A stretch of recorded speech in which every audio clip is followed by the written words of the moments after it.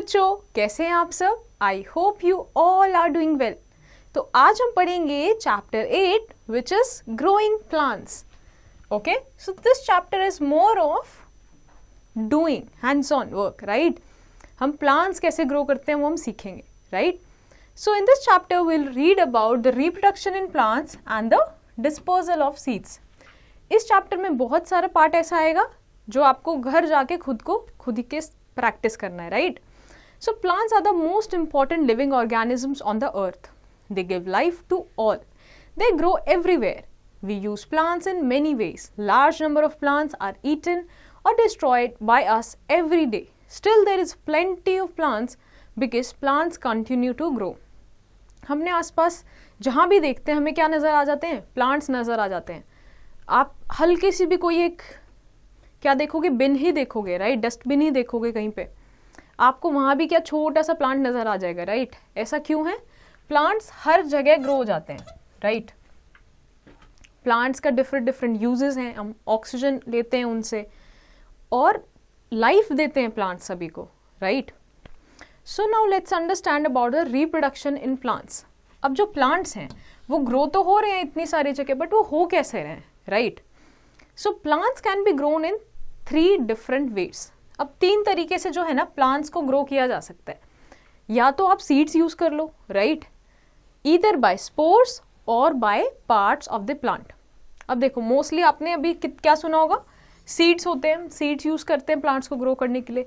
या फिर हम क्या करते हैं, कोई एक पर्टिकुलर प्लांट है उसका एक पार्ट कट किया दूसरी जगह उगा दिया, so part of a plant. Then there is third way which is by spores, right. So let's first study about how plants can be grown through seeds. So plant produces many seeds. New plants grow from seeds. But all the seeds do not grow into plants.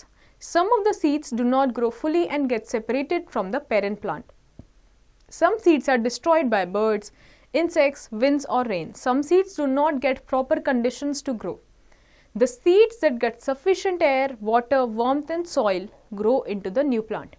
अब देखो आपने देखा होगा कि जो भी tree है, जो भी प्लांट है, जब वो क्या बनाता है, अपना फ्रूट आता है उसमें, ठीक है, तो उसमें बहुत सारे क्या होते हैं? सीड्स होते हैं।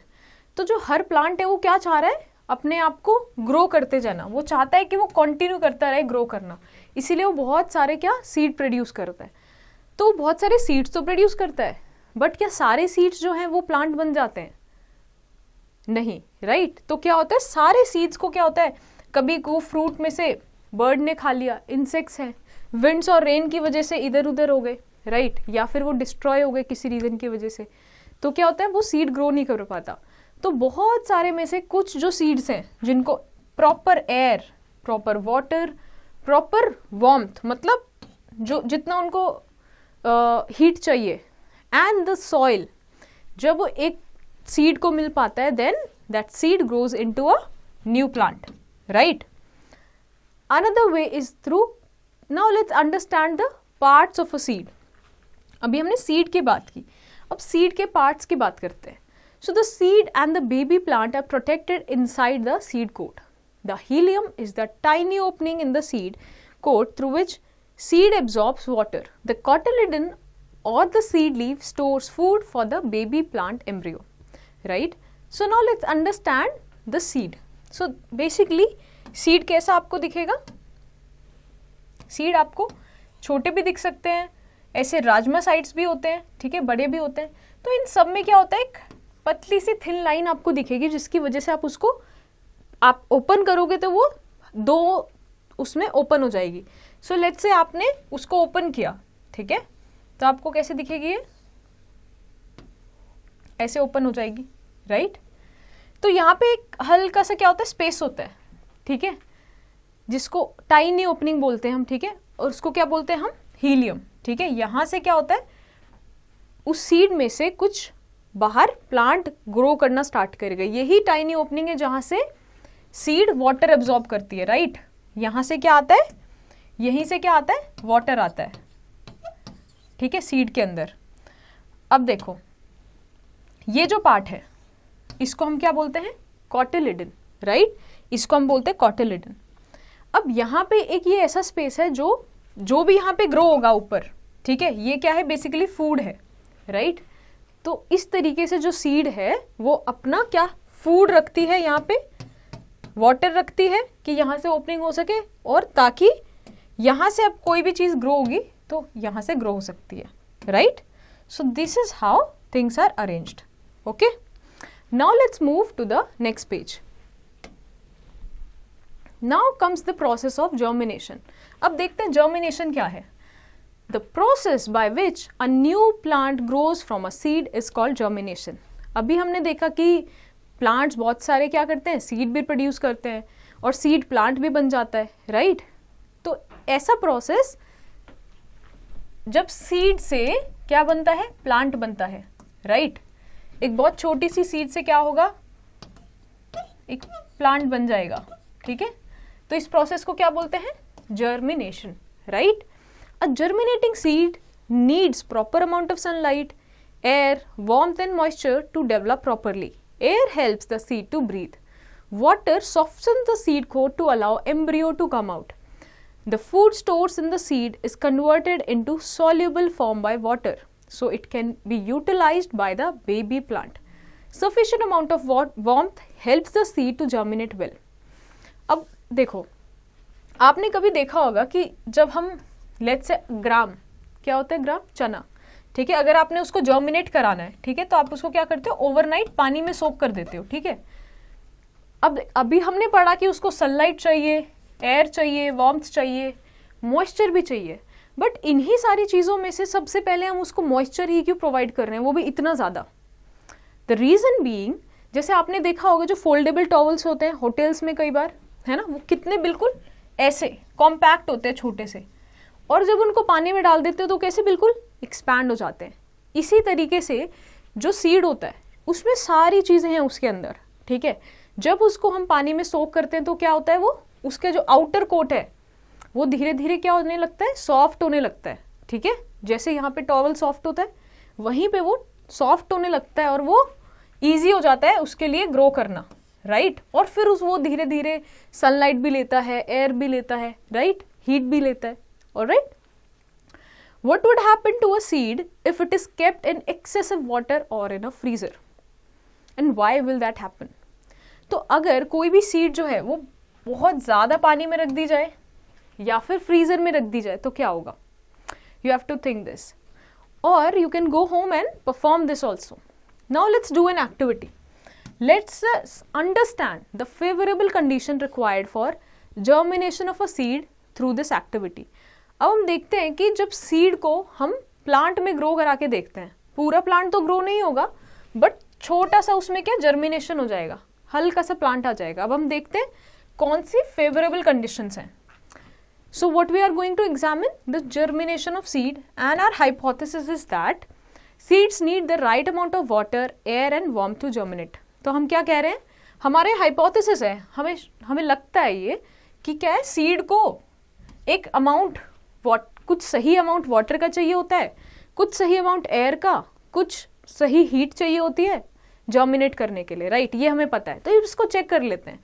So look at the jars and tick the one which has all the requirements for germination of a seed.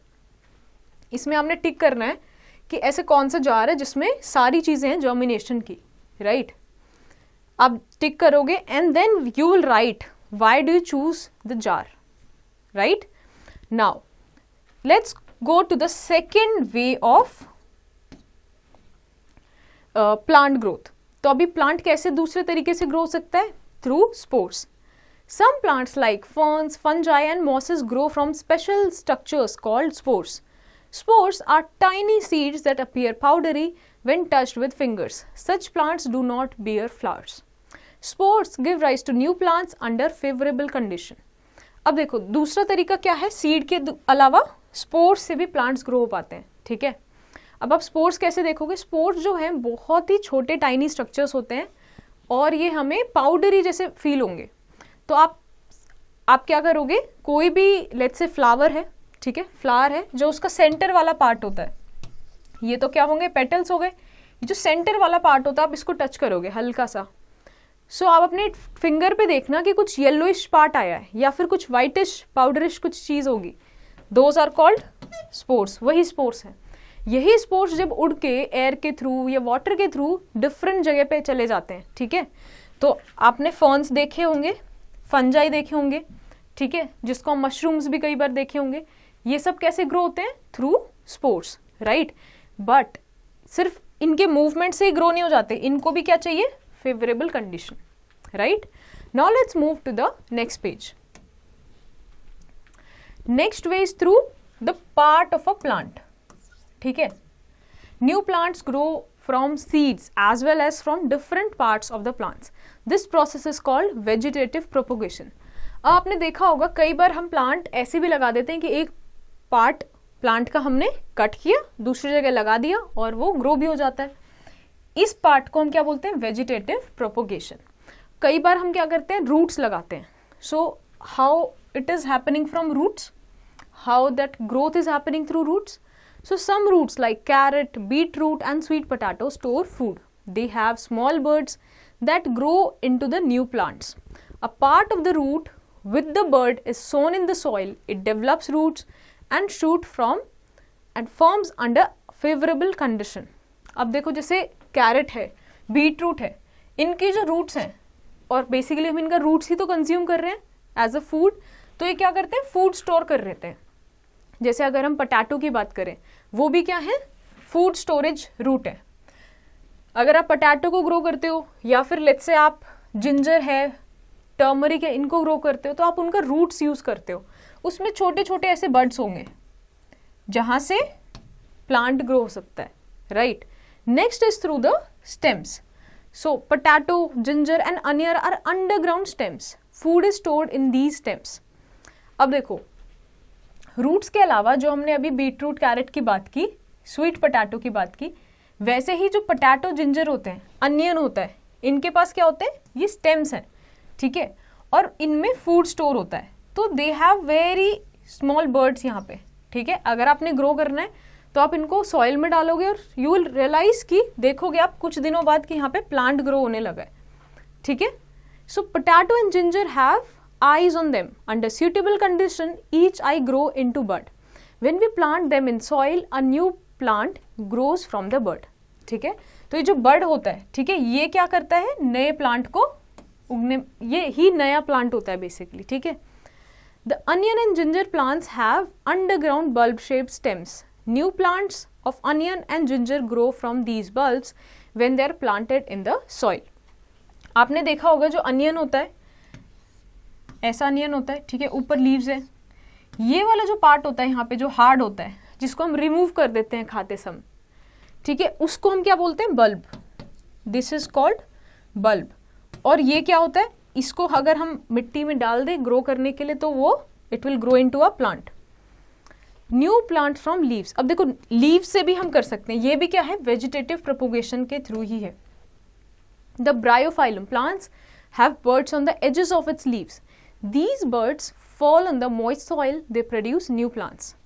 अब देखो, कुछ प्लांट्स ऐसे होते हैं जिनको ब्रायोफाइलम बोलते हैं। इनकी जो लीव्स होती हैं उन्हीं में क्या होते हैं? बर्ड्स होते हैं, ठीक है, उन्हीं में बर्ड्स होते हैं। और बर्ड्स के पास क्या प्रॉपर्टी है? वो नए प्लांट को बना देगा, right. So this is how the new plant from a leaf grows. Do you know a seed gives birth to a baby plant called seedling. जब जो सीड है उससे छोटा सा प्लांट ग्रो करते हैं तो उसको क्या बोलते हैं? Seedling, right. Now let's move to the next page. Now let's do an activity. Now let's understand and see how new plants from stem grows. Some plants like rose, hibiscus, bougainvillea, sugarcane and cotton have buds on the stem. Cut the stem of one of these plants into small pieces. Plant a stem cutting into the soil. After a few days, the stem cutting grows into a new plant. अब देखो stem के through कैसे नया plant आ रहा है. आपने देखा होगा रोज, हिबिस्कस हो गया, शुगर केन हो गया, कॉटन, ये कैसे प्लांट्स हैं? स्टेम के थ्रू ग्रो हो जाएंगे. स्पेशली आपने रोज को तो आपने देखा ही होगा डेली प्रैक्टिस में. अगर कहीं पे रोज उग रहा है तो हम क्या करते हैं, उसका एक पर्टिकुलर पार्ट ऐसे कट करके दूसरी जगह लगा देते हैं और फिर वो भी क्या हो जाता है, एक नए प्लांट में ग्रो हो जाता है, right. Now let's understand about the dispersal of seeds and why this is so important. As you know, plants cannot move on their own, so nature has developed way to scatter their seeds. The scattering of seeds away from the parent plant is known as dispersal of seeds. Seeds travel with the help of winds, water, birds and animals. These are called agents of seed dispersal. Some seeds are also dispersed by the explosion of the fruit. Seed dispersal helps the seed to get away from the parent plant. This prevents competition over space, water and nutrients. Seeds travel to far off places and then fall down to the ground. अब देखो seed dispersal basically क्या होता है, पहले हम ये समझते हैं. आप एक प्लांट है, ठीक है, उसने जब वो बड़ा हो गया उसने क्या किया, फ्रूट बनाया अपना, फ्रूट से सीड्स आए.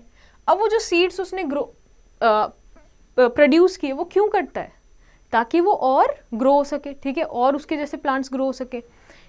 अब वहीं पे अगर उसके सीड्स गिर जाएंगे और वहीं पे ग्रोथ स्टार्ट हो जाएगी तो कंपटीशन हो जाएगा. कंपटीशन किस चीज़ का, कि न्यूट्रिएंट्स हो गए, वाटर हो गया, ठीक है, वहीं पे एक लिमिटेड अमाउंट है. तो इसीलिए ज़रूरत पड़ती है किसकी, सीड डिस्पर्सल की. तो नेचर ने ही क्या एक मेथड, नेचर में ही हमने क्या देखा है कि जैसे बर्ड्स होते हैं, विंड के थ्रू, वाटर के थ्रू जो भी सीड्स होती हैं वो यहाँ पे ना गिर के कहीं और दूर गिरती है पेरेंट प्लांट से, right. This is called dispersal of seeds. और जो भी इसमें एजेंट्स होते हैं जैसे विंड हो गए, बर्ड्स हो गई, बीज हो गई, ये क्या है, agents of seed dispersal, right. Seed के पास एक कोट भी होता है जिसको हम क्या बोलते हैं, सीड कोट, जो सीड को हेल्प करता है. अगर वो कहीं भी और डिस्पर्स हो गया है तो उसको वो खत्म नहीं होने देगा, उसको डिग्रेड नहीं होने देगा, right. Do you know that mushrooms and other fungi produces spores that drop out of their gills? These spores fall off the ground or are carried by the wind. जो mushrooms और जो fungi होते हैं वो क्या करते हैं, spores produce करते हैं. उनके जो gills होते हैं, ठीक है, जो उनके outer, for example ये mushroom है, तो ये जो उनके outer part है ये क्या है, इधर से वो अपने spores को drop करते हैं और जो spore ड्रॉप हुआ है ग्राउंड में वो विंड से कैरी हो जाता है और फिर दूसरे जगह पे फंजाई, मशरूम्स ऐसे ग्रो होते हैं. सो अब हम पढ़ते हैं agents of seed dispersal. So one of the agent is wind. Some plants are light and have special tufts of hair और wings that helps them to be carried away by the wind from one place to another. For example, cotton, dandelion and mudder seeds have tufts of hair around them. अब देखो कुछ plants होते हैं जिनकी seeds होती हैं वो इतनी लाइट होती हैं, जैसे आपने देखा होगा कॉटन में है, कई बार आपने देखा होगा कि ऐसी सीड्स होती हैं अराउंड, बाहर आसपास कॉटन होती है, बीच में सीड होता है. तो जो ऐसी सीड्स होती हैं कुछ प्लांट्स की वो बहुत ही ईजिली लाइट वेट होती हैं, तो वो विंड से क्या हो जाती है, कैरी अवे हो जाती हैं. Hiptage, maple and sycamore seeds have wings attached to them, right. इन प्लांट्स के क्या होते हैं, सीड्स में विंग्स अटैच्ड होते हैं so that they can easily carried away by the winds. Now let's move to the next page. Next is the water. How dispersion happens through water? So water helps in dispersal of seeds of plants that grow in water or near a water body. The lotus fruit has a spongy part and the coconut has a thick fiber coat. These special parts enable them to float on water. So when a coconut falls from a tree into water, it floats and travels on water. अब देखो water भी कैसे क्या help करता है, seed dispersal में help करता है. अब वाटर जो अगर सीड डिस्पर्सल में हेल्प करेगा तो सीड को इस तरीके का होना पड़ेगा जो वाटर पे फ्लोट कर सके, राइट. तो वहीं पे हम एग्जांपल किसका देखते हैं, लोटस के फ्रूट का. स्पॉन्जी उसका एक पार्ट होता है, ठीक है. अगर वो स्पॉन्जी पार्ट है, ठीक है, स्पॉन्जी पार्ट है मान लो, तो वाटर तो होल्ड करेगा नहीं, लाइट वेट होगा, तो वो क्या फ्लोट कर सकता है, ठीक है. वहीं पे कोकोनट की अगर हम बात करें तो जो उसका फाइबर्स होते हैं, वो जो उसका कोट होता है क्या फाइब्रस होता है, सो अगेन वो क्या कर जाता है, फ्लोट कर जाता है, राइट. तो ऐसे प्लांट्स जो वाटर बॉडीज के पास होते हैं, स्पेशली कोकोनट्स हो गए या लोटस हो गए, इनके सीड्स वाटर के थ्रू डिस्पर्स होते हैं. Next comes the animals. How dispersal through animals? So seeds are also dispersed by birds, animals and humans. Humans and animals eat juicy and fleshy fruits like mango, apple and watermelon and throw away their seeds.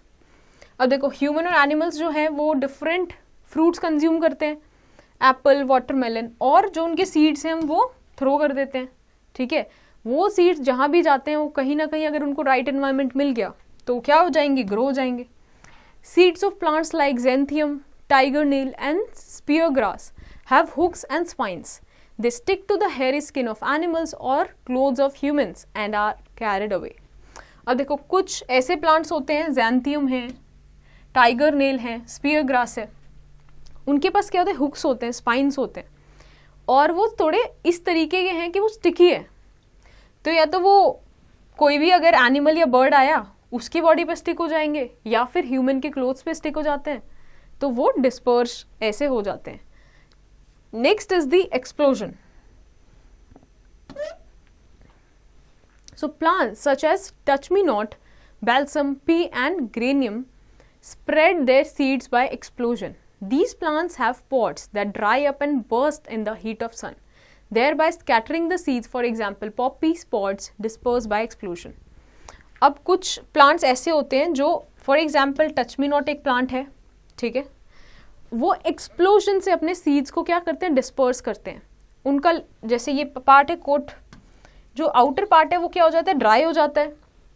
Excessive जब सन की heat पड़ती रहती है तो एकदम से वो burst हो जाता है and then the seed are dispersed. Right, now let's move to the next page. Now let's summarise what we have learned in this chapter so far.